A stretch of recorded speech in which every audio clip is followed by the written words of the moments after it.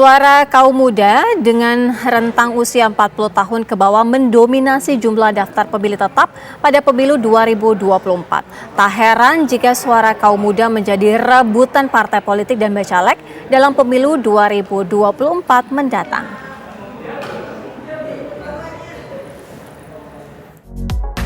Komisi Pemilihan Umum atau KPU telah merilis dan menetapkan daftar pemilih tetap atau DPT untuk pemilu tahun 2024 mendatang.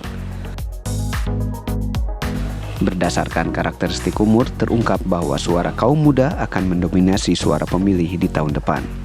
Untuk itu, suara kaum muda akan menjadi kekuatan partai politik jika berhasil menguasainya. Dari total 204 juta pemilih, pemilik suara berusia 17 hingga 40 tahun mencapai 106 juta pemilih atau sekitar 51,93% dari total DPT.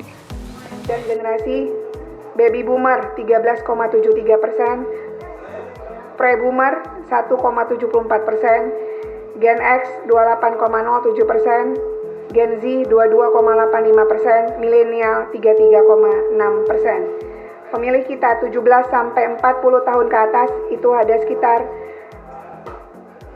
51,93%.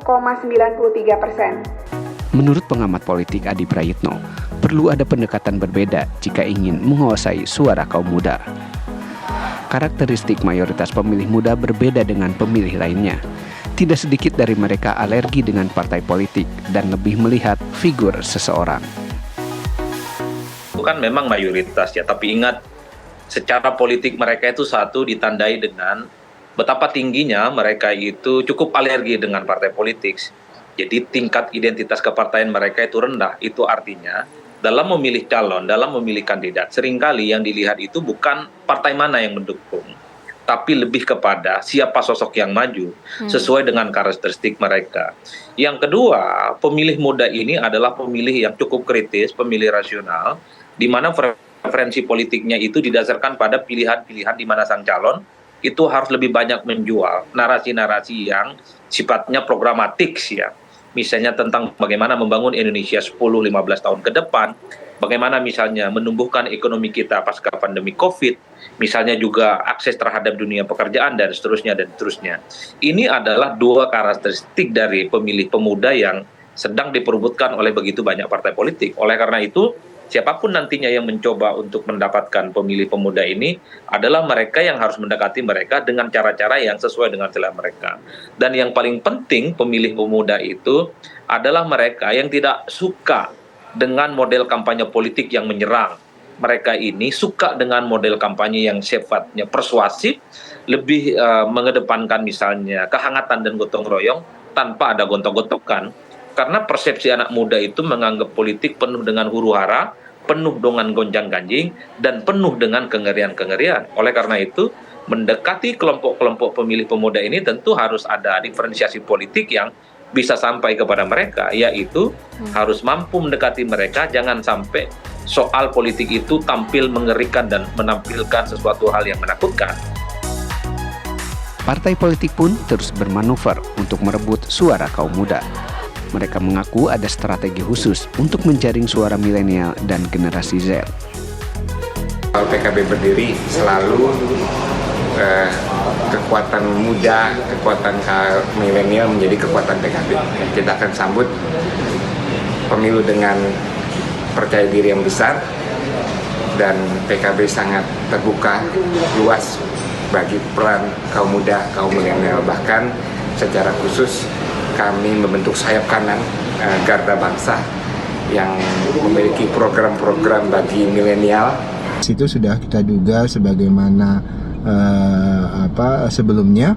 Kenapa? Karena memang usia produktif di Indonesia itu sangat tinggi dan kelompok milenial sini mendominasi pemilih. Itulah kemudian kenapa kampanye yang dilakukan oleh partai politik termasuk Gerindra, termasuk Pak Prabowo sebagai calon presiden, itu salah satu concernnya adalah kelompok-kelompok muda yang sekarang menjadi penentu pemilu 2024 nanti.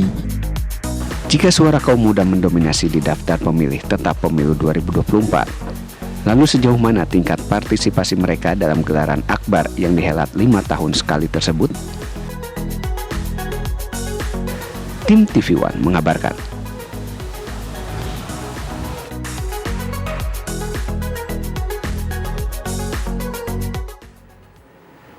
KPU menyebut generasi milenial sebagai generasi dengan daftar pemilih tetap terbanyak dalam pemilu 2024 mendatang. Dengan data 68,8 juta pemilih atau 33,6%. Lantas bagaimana persiapan kaum milenial dalam menghadapi pemilu 2024? Berikut laporan Vena Kintan dan juru kamera Bowo Iman. Ya, pemirsa, generasi milenial menjadi penyumbang daftar pemilih tetap atau DPT dalam pemilu 2024 terbanyak.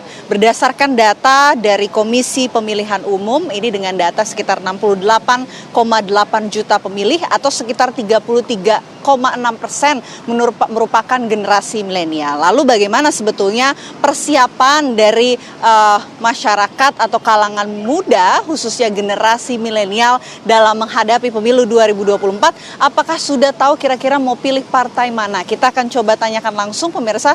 Saya sudah janjian dengan beberapa kalangan muda generasi milenial nih, sudah ada Mas Noval di sini untuk menghadapi pemilu 2024 nih. Udah apa aja nih yang disiapin, Mas? Kalau persiapan pemilu sih nggak ada ya, belum ada persiapan karena masih belum ada pemilihan yang pasti kan, belum ada yang ditentukan apa. Kan cuma satu calon ya yang saya tahu tentang siapa yang presidennya calonnya. Tapi sih untuk sekarang sih belum ada persiapan karena belum melihat kayak janji-janjinya, terus kinerjanya kayak gimana. Jadi nunggu kepastian semua partai sih, calon siapa aja. Itu dia tadi salah satu tanggapan dari kalangan muda generasi milenial yang sudah ada persiapan lah kira-kira. Lalu bagaimana dengan tanggapan lainnya, kalangan muda lainnya? Saya sudah janjian juga dengan Mas Husen di sini. Mas Husen, apa kabar Mas? Boleh minta waktunya sebentar? Sehat Mas? Alhamdulillah sehat. Mas Husen, masuk kalangan milenial ya Mas ya? Ya. Nah, kalau persiapan untuk pemilu 2024 sampai saat ini apa nih Mas yang sudah disiapkan? Nggak ada yang disiapin sih, nggak rencananya memilih untuk tidak memilih. Oh, golput nih Mas ya? Nggak golput sih, jadi tidak sah aja suaranya. Oh, tidak sah saja, oke. Iya. Alasannya apa sih Mas? Kenapa pada akhirnya memutuskan hal seperti itu? Sudah skeptis sama pemerintah yang pertama, terus saya tetap bayar pajak, tetap kerja sendiri untuk kehidupan saya dan keluarga. Terus sebagai saya pemerintah belum ngasih apa-apa ke rakyatnya gitu sih.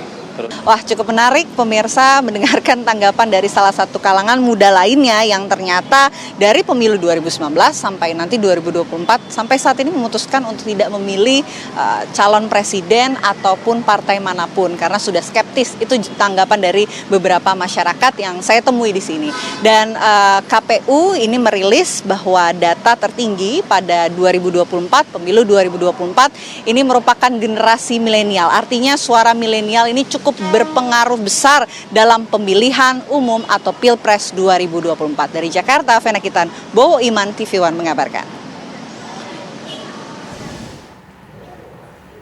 PDI Perjuangan bersama partai pendukung Capres Ganjar Pranowo menggelar pertemuan untuk membahas strategi pemenangan Pilpres 2024. Pertemuan tersebut juga turut menyinggung calon wakil presiden pendamping Ganjar Pranowo.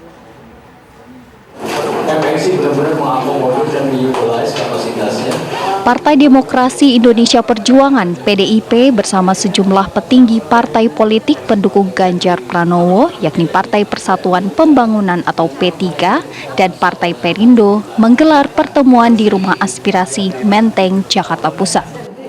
Pertemuan parpol pendukung Ganjar Pranowo berlangsung secara tertutup, membahas strategi pemenangan Ganjar pada Pilpres 2024 mendatang. Ketua dari DPP Partai Persatuan Pembangunan bersama-sama dengan DPP PDI Perjuangan, DPP Perindo, dan tim relawan melaksanakan koordinasi pemenangan Capres Ganjar Pranowo.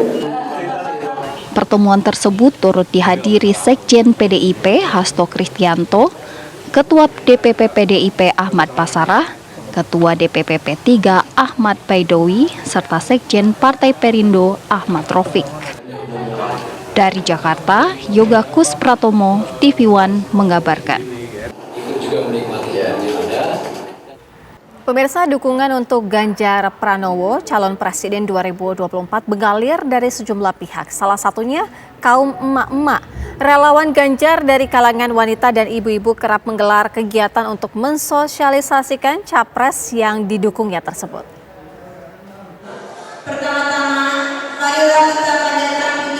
Puluhan nelayan Asa Pangandaran, Jawa Barat dengan semangat mendeklarasikan dukungannya untuk Ganjar Pranowo agar menjadi Presiden Indonesia 2024 mendatang. Mereka menilai sosok Ganjar baik dan dekat dengan rakyat. Nelayan Pangandaran berharap Ganjar dapat memenangi perhelatan Pilpres tahun 2024 mendatang. Relawan Ganjar menilai bisa meningkatkan ekonomi kelas bawah, terutama kaum nelayan. Relawan Ganjar yang tergabung gerakan Pasedingeng Masyarakat Bone yang banyak diikuti oleh emak-emak menggelar kegiatan jalan santai bersama warga di Desa Cumpiga, Kecamatan Awangpone, Kabupaten Bone, Sulawesi Selatan. Dalam kesempatan tersebut, relawan juga memperkenalkan sosok Ganjar Pranowo sebagai calon presiden 2024 dari Partai PDI Perjuangan kepada para peserta jalan santai dan memberikan dukungan dalam Pilpres ini. Sukarelawan Mak Ganjar Sulawesi Selatan menggelar pelatihan pembuatan martabak kentang khas Palembang untuk ibu-ibu di daerah Talang Semut, Kecamatan Bukit Kecil, Kota Palembang. Lewat pelatihan ini berharap agar para peserta bisa membuka usaha martabak kentang dan menambah penghasilan mereka, sekaligus memajukan sektor UMKM di Palembang. Warga berharap agar relawan Mak Ganjar Sumsel bisa membantunya untuk memulai usaha, mulai dari bantuan modal hingga bantuan untuk memasarkan dagangannya secara daring. Tim TV One mengabarkan. Pemirsa, siang tadi Ganjar Pranowo menemui puluhan ribu relawan emak-emak di Jawa Timur. Lalu bagaimana sambutan emak-emak menyambut kehadiran calon presiden 2024 itu? Langsung saja kita ajak Anda untuk bergabung bersama dengan rekan kami Goldi Gumilang untuk menanyakan bagaimana respon dari ibu-ibu yang ketika menyambut Ganjar Pranowo. Goldi.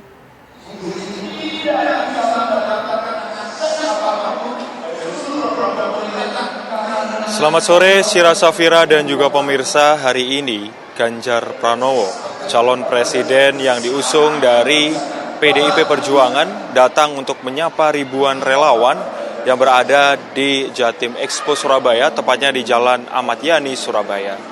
Ribuan relawan yang tergabung dalam Gemar JP, Gerakan Emak-Emak Relawan Ganjar Pranowo ini, datang dari 38 kota kabupaten di Provinsi Jawa Timur dan didominasi oleh kaum emak-emak atau ibu-ibu.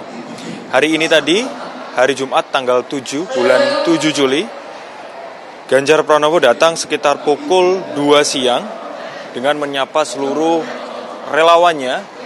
Dan saat ini Ganjar Pranowo sedang memberikan sambutan kepada para pendukungnya yang hadir sejak pagi hari tadi.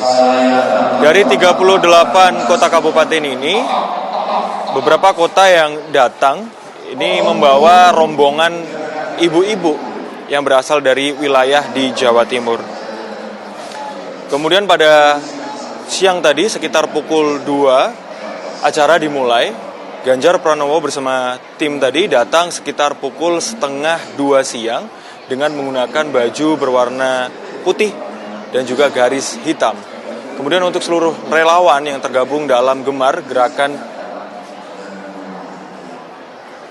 Relawan Ganjar Pranowo ini datang untuk memberikan dukungan. Kami sempat mengkonfirmasi dengan Ketua Gerakan Relawan Ganjar Pranowo, Jatim Kuratun Ayun, mengatakan bahwa emak-emak sejatim yang tergabung dalam Gemar JP ini memiliki satu visi dengan Ganjar Pranowo yang nanti akan melaksanakan kontestasi pemilu pada Pilpres 2024 yang diusung Partai PDI Perjuangan.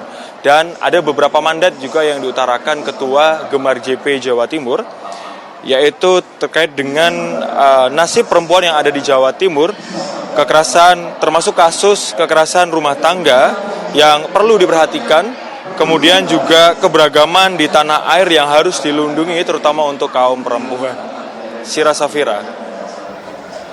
Goldi Gumilang, informasi langsung di mana relawan emak-emak dukung Ganjar ini bertemu langsung dengan Ganjar Pranowo di Surabaya, Jawa Timur.